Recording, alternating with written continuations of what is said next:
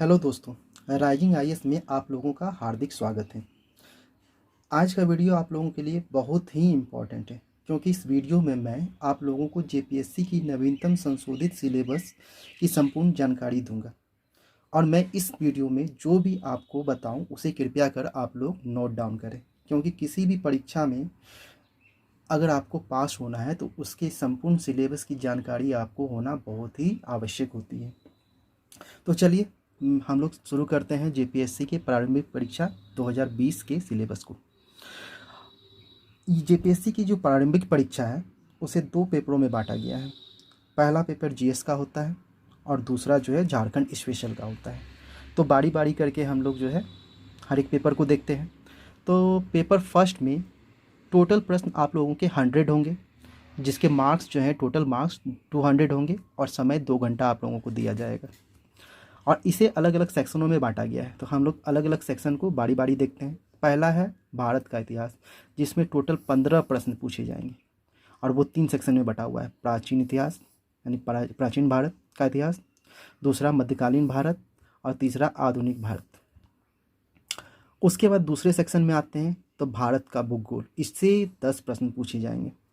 इसमें आपके होंगे सामान्य भूगोल, जिससे 3 प्रश्न पूछे जा रहे हैं। दूसरा है भौतिक भूगोल, जिससे 3 प्रश्न पूछे जा रहे हैं। इसके अलावा आर्थिक भूगोल है, जिससे 2 प्रश्न पूछे जा रहे हैं। और चौथे नंबर पे है सामाजिक और जननांकीय भूगोल, जिससे 2 प्रश्न पूछे जा रहे हैं। इसे हम लोग बोलते हैं सोशल एंड डेमोग्राफिक ज्योग्राफी भी बोलते हैं। उसके बाद हम लोग जो है आते हैं नेक्स्ट सेक्शन में, जो है भारतीय राज्य व्यवस्था और शासन, जिससे 10 प्रश्न पूछे जाएंगे, यानी यह है इंडियन पॉलिटी एंड गवर्नेंस। अब पहला इसमें आता है भारत का संविधान, ठीक है, इससे 4 प्रश्न रहेंगे।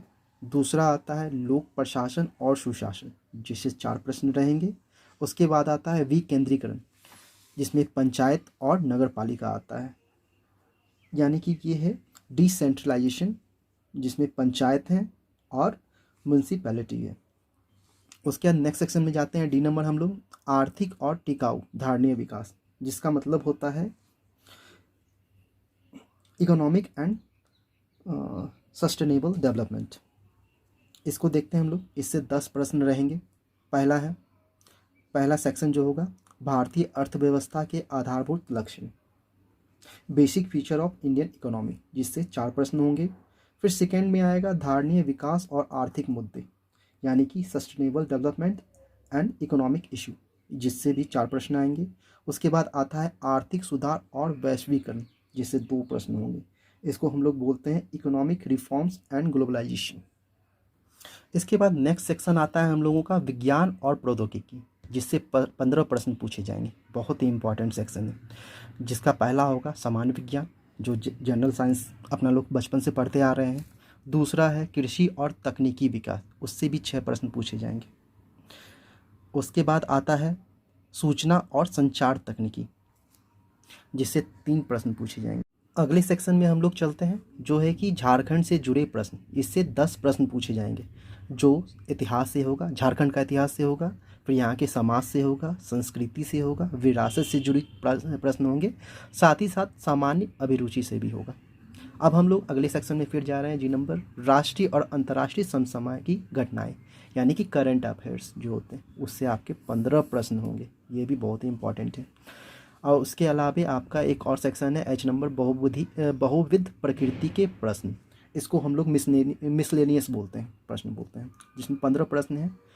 पहला है मानवाधिकार ह्यूमन राइट्स, दूसरा है वातावरणीय सुरक्षा, यानी कि इन्वायरमेंट प्रोटेक्शन, जैव विविधता बायोडाइवर्सिटी, जलवायु परिवर्तन क्लाइमेट चेंज। फिर नगरीकरण आएगा, अर्बनाइजेशन, फिर खेलकूद आएगा, स्पोर्ट्स, फिर आपदा प्रबंधन डिजास्टर मैनेजमेंट, फिर गरीबी और बेरोजगारी पॉवर्टी एंड अनएम्प्लॉयमेंट, पुरस्कार अवार्ड्स, और लास्ट में आएगा संयुक्त राष्ट्र संघ और दूसरी अंतर्राष्ट्रीय एजेंसियां। यहाँ पे हम लोगों का पेपर 1 का सिलेबस खत्म होता है। अब हम लोग देखेंगे पेपर 2, जो झारखंड से संबंधित है। इसमें भी कुल प्रश्न 100 हैं, कुल अंक 200 हैं और समय 2 घंटे आपको मिलेंगे। और इसके भी अलग अलग सेक्शन बांटे हुए हैं, सभी को हम लोग डिटेल में देखते हैं। पहला ए नंबर का जो सेक्शन है झारखंड का इतिहास है, जिससे 8 प्रश्न पूछे जाएंगे। पहला आएगा मुंडा शासन व्यवस्था, जिससे 1 प्रश्न होंगे। फिर दूसरा है नागवंशी शासन व्यवस्था, जिससे 1 प्रश्न आएंगे। फिर पढ़ा पंचायत शासन व्यवस्था, इससे भी 1 प्रश्न पूछे जाएंगे। मांझी परगना शासन व्यवस्था, 1 प्रश्न इससे भी पूछे जाएंगे। मुंडा मानकी शासन व्यवस्था, इससे भी 1 प्रश्न होंगे। ढोकलो सोहोर शासन व्यवस्था, 1 प्रश्न इससे भी आएंगे। और साथ ही साथ जातीय पंचायत शासन व्यवस्था, इससे 2 प्रश्न होंगे। फिर अगले सेक्शन में हम लोग पढ़ते हैं जो है कि बी नंबर झारखंड आंदोलन, इससे 7 प्रश्न पूछे जा रहे हैं। पहला है झारखंड के सदान, ये हम लोगों को पढ़ना है, इससे 1 प्रश्न आएंगे। फिर उसके बाद है दूसरा नंबर झारखंड के आदिवासी, इससे भी 1 ही प्रश्न आने वाला है। फिर तीसरा है झारखंड के स्वतंत्रता सेनानी, इससे भी 1 प्रश्न है। फिर चौथे नंबर पे है झारखंड के विभूति, इससे 2 प्रश्न पूछे जाएंगे। फिर 5वें नंबर पे है झारखंड के आंदोलन एवं राज्य गठन, इससे भी 2 प्रश्न पूछे जाएंगे। अब हम लोग अगले सेक्शन की ओर बढ़ते हैं जो कि सी नंबर है झारखंड की विशिष्ट पहचान, जिससे 5 प्रश्न पूछे जाएंगे। पहला है झारखंड की सामाजिक स्थिति, इससे 1 प्रश्न पूछे जाएंगे। दूसरा नंबर झारखंड की सांस्कृतिक स्थिति, इससे भी 1 प्रश्न पूछे जाएंगे। झारखंड की राजनीतिक स्थिति, इससे भी 1 प्रश्न पूछे जाएंगे। फिर चौथे नंबर पे है झारखंड की आर्थिक स्थिति, इससे 1 प्रश्न पूछे जाएंगे। और 5वें नंबर पे है झारखंड की धार्मिक विशिष्टताएं एवं पहचान, इससे भी 1 प्रश्न पूछे जाएंगे। अब हम लोग अगले सेक्शन की ओर बढ़ रहे हैं जो कि डी नंबर है झारखंड का लोक साहित्य, नृत्य, संगीत, वाद्य, दर्शनीय स्थल एवं आदिवासी संस्कृति, इससे 5 प्रश्न पूछे जा रहे हैं, जिसमें लोक साहित्य से 1 प्रश्न होंगे। प्रारंभिक कला एवं लोक नृत्य से 1 प्रश्न होंगे। लोक संगीत एवं वाद्य से 1 प्रश्न होंगे। दर्शनीय स्थल प्राकृतिक हों, पुरातात्विक हों, ऐतिहासिक, धार्मिक एवं आधुनिक स्थल, ये सारे से 1 प्रश्न पूछे जाएंगे। फिर आदिवासी जाति, प्रजाति एवं विशेषताएं, इससे भी 1 प्रश्न पूछे जाएंगे। नेक्स्ट सेक्शन है ई नंबर झारखंडी साहित्य और साहित्यकार, इससे 5 प्रश्न पूछे जा रहे हैं।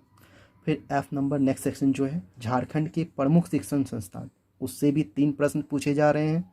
फिर नेक्स्ट सेक्शन में है झारखंड के खेलकूद, इससे 5 प्रश्न पूछे जाएंगे।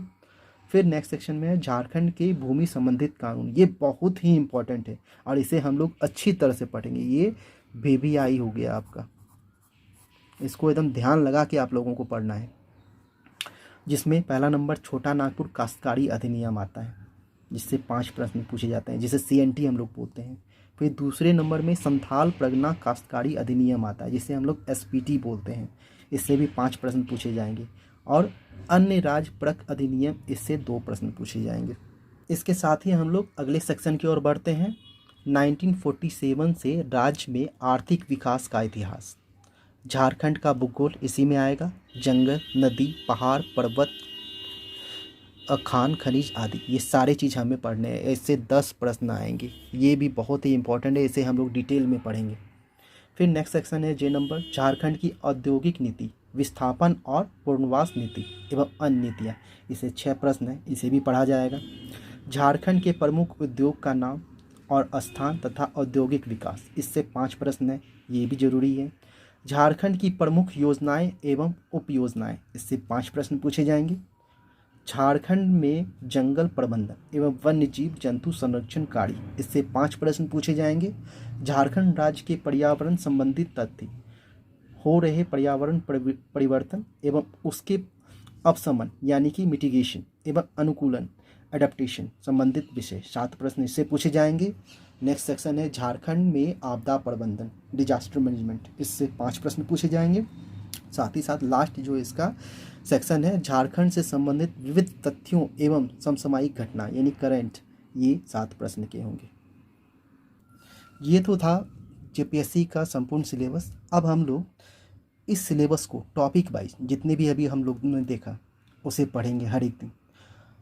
और इस सिलेबस को आप लोग कृपया कर लिख लें और जो भी टॉपिक ख़त्म होते जाए उसमें टिक लगाते जाएं, जिससे हम लोगों को पता चलते रहे कि हम लोगों का कौन कौन सा टॉपिक ख़त्म होते जा रहा है।